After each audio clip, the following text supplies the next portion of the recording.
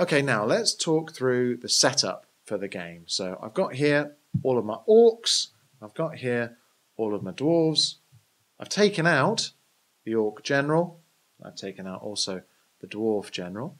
The next thing you'll need to do is take one of your decks and then give them a good old shuffle and deal the top 5. 1, 2, 3, 4, 5. And then that,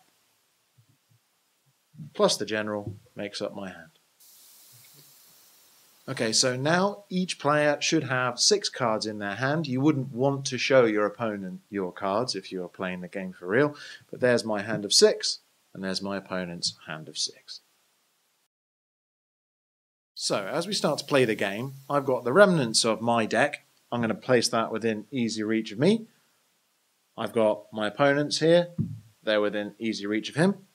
As you can see, we've got player 1 and player 2 on the battle mat. These are your starting positions. Once you've played the game a bunch, you may want to get rid of the battle mat, but for now, we're going to use these as our guides for when we start playing the game.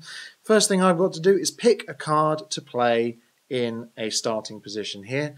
I'm going to play my Dwarf Marauder. He's got a reasonably high shield value.